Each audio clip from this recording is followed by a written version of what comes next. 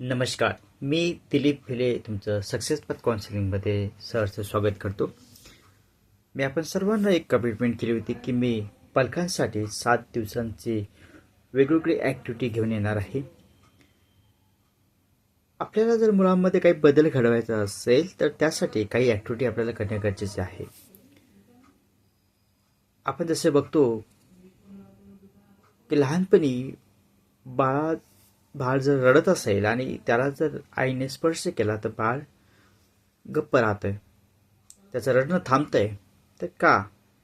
तर याच्यामध्ये जी ॲक्टिव्हिटी असते तर कुठंतरी एक त्याला मायेचा स्पर्श मिळालेला असतो आणि हा स्पर्श आज आपल्या मुलांना आपल्याला द्यायचा आहे. आम्ही जी 7 दिवसाची ॲक्टिव्हिटी तयार केली आहे त्या ॲक्टिव्हिटीमध्ये आम्ही प्रत्येक वयोगटाचा विचार केलेला आहे आणि प्रत्येक वयोगटातील मुलांसाठी आपल्याला काय काय ॲक्टिव्हिटी करायची आहे ते आम्ही तुम्हाला या ठिकाणी सांगणार आहे. आपल्याला जर मुलांमध्ये काही बदल घडायचा असेल, आपले संबंध मुलांसोबत चांगले ठेवायचे असेल तर काही ॲक्टिव्हिटी ॲज अ पालक म्हणून आपल्याला करणं खूप गरजेचं आहे. आपण बघतोय की आज मुलं जे आहे यांना ना देखावा जो असतो तो खूप आवडतो. ते नेहमी कम्पेअर करतात की शेजारच्याचे वडील बघा कसे त्याच्यावर प्रेम करतात, आपले वडील आपल्यावर प्रेम करत नाही. तर आज एक ती काळाची गरज झालेली आहे. आज आपल्या मुलावर आपलं प्रेम आहे हे दाखवण्याची पण वेळ आलेली आहे. कारण परिस्थिती तशी आहे आणि परिस्थितीनुसार आपण बदल होणे खूप गरजेचं आहे. म्हणून जुन्या पद्धतीची जी पॅरेंटिंग पद्धती होती ती आता आपल्याला थोडी कुठेतरी बदलावी लागेल. काळानुसार आपल्याला पण बदलावं लागेल. कारण काय होतं की आता मुलं बदलत चाललेली आहे, मुलांचे विचार बदलत चाललेले आहे. परंतु आपले जे विचार आहे ते कुठेतरी जुन्याच टाईपचे विचार आपले आहे आणि ते विचार आपल्याला बदलणं खूप गरजेचं आहे. आजचा जो आपला पहिला दिवस आहे याच्यामध्ये आम्ही तुम्हाला काही ॲक्टिव्हिटी सांगणार आहे. त्या ॲक्टिव्हिटी तुम्हाला करायच्या आहे. ह्या ॲक्टिव्हिटी जरी तुम्हाला साध्या साध्या वाटल्या पण त्याचा इफेक्ट हा खूप मोठा असणार आहे. हा इफेक्ट तुम्हाला कधी जाणवेल? हा इफेक्ट तुम्ही जेव्हा 7 दिवस 7 ॲक्टिव्हिटी तुम्ही करणार त्यानंतर हळूहळू तुम्हाला तुमच्या मुलांमध्ये काहीतरी वागण्यामध्ये फरक झालेला दिसेल.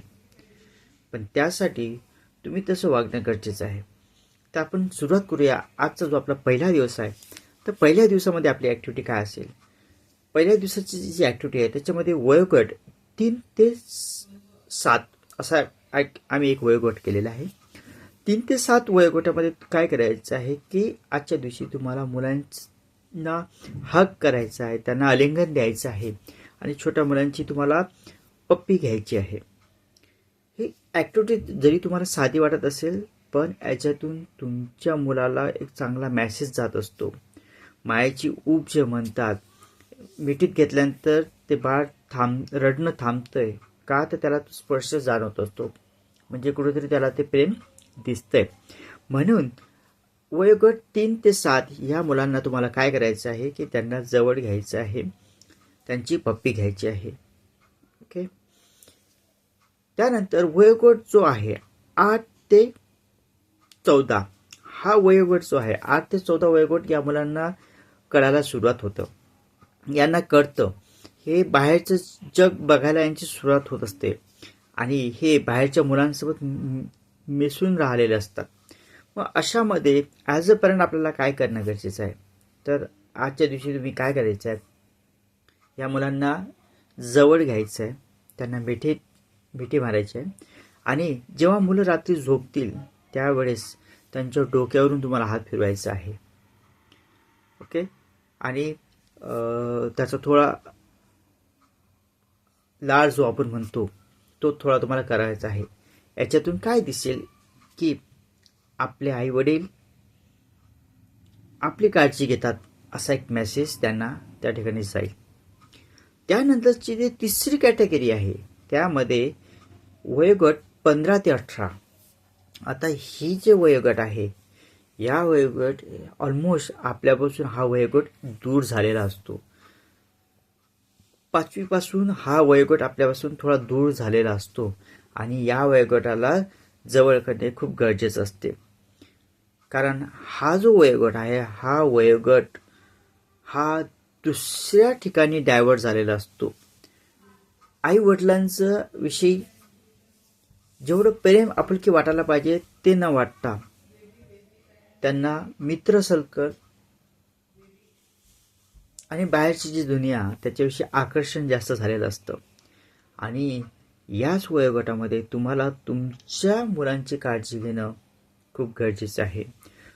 तुम्ही त्यांची किती काळजी घेता, तुमचं त्यांच्यावर किती प्रेम आहे आणि तुम्ही योग्य पाऊल पुढे टाकायचं आहे.